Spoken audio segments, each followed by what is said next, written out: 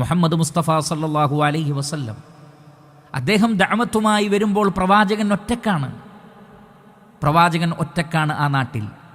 പക്ഷേ ആ പ്രവാചകൻ പറഞ്ഞു സല്ലല്ലാഹു അലൈഹി വസല്ലം, വിരളിലെണ്ണാവുന്ന തൻ്റെ അനുയായികളോട് ആ പ്രവാചകൻ പറഞ്ഞു, ഇസ്ലാം ലോകത്തിൻ്റെ എല്ലാ പ്രദേശങ്ങളിലും എല്ലാ രാജ്യങ്ങളിലും എല്ലാ വീടുകളിലും എത്തും. ഇസ്ലാമിൻ്റെ സന്ദേശമെത്താത്ത ഒരു വീടും ഒരു നാടും ഉണ്ടാവുകയില്ല എന്ന പ്രവാചകൻ പറഞ്ഞു. സഹോദരങ്ങളെ, അത് സത്യമായി പുലർന്നില്ലേ? 14ാം നൂറ്റാണ്ട് മുമ്പ് അറേബ്യയിൽ ജനിച്ച മഹാനായ ആ പ്രവാചകൻ ഈ ആദർശം പറയുമ്പോൾ അദ്ദേഹം ഒറ്റക്കായിരുന്നു. ആ സമൂഹം മുഴുവൻ അദ്ദേഹത്തിനെതിരായിരുന്നു. എന്നിട്ടും ആ പ്രവാചകൻ പറഞ്ഞതുപോലെ ഇസ്ലാം ലോകത്ത് മുഴുവൻ വ്യാപിച്ചു. കണ്ണു തുറപ്പിക്കേണ്ടുന്ന ദൃഷ്ടാന്തമല്ലേ അത്?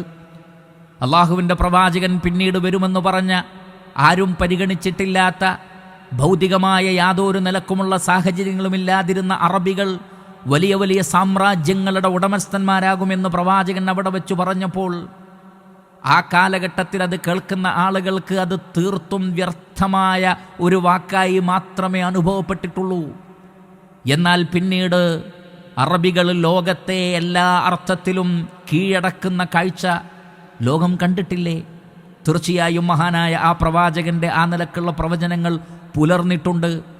പിന്നീട് അതിനുശേഷം വരാനിരിക്കുന്ന സ്വഹാബികൾക്കിടയിൽ ഉണ്ടാവാൻ ഉള്ള സാധ്യതയുള്ള ഒട്ടനവധി പ്രശ്നങ്ങൾ, ലോകത്ത് നടക്കാനിരിക്കുന്ന ഒട്ടനവധി പ്രയാസങ്ങൾ, യുദ്ധങ്ങൾ, കെടുതികൾ, അതിനെക്കുറിച്ചൊക്കെ പ്രവാചകൻ പറഞ്ഞത് ചരിത്രത്തിൽ കൃത്യമായി അതേപോലെ ആ പേരും ആ സ്ഥലവും ആ സമയവുമെല്ലാം ഒത്തുകൊണ്ട് തന്നെ ഒട്ടനവധി സംഭവങ്ങൾ ലോകത്ത് ഉണ്ടായിട്ടുണ്ട്.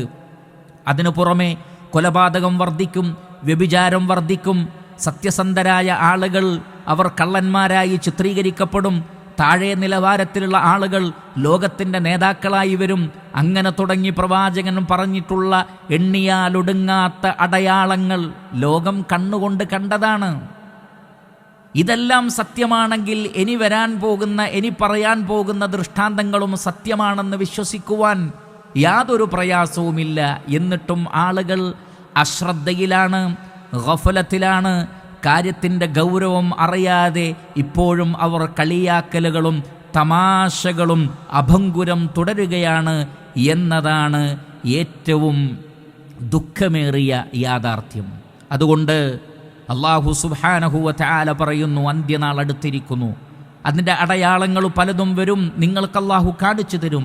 അപ്പോൾ നിങ്ങൾ സത്യം സത്യമായി മനസ്സിലാക്കുക, ഉൾക്കൊള്ളുക എന്നാണ് അല്ലാഹു സുബ്ഹാനഹു വ തആല നമ്മെ ഓർമ്മപ്പെടുത്തുന്നത്.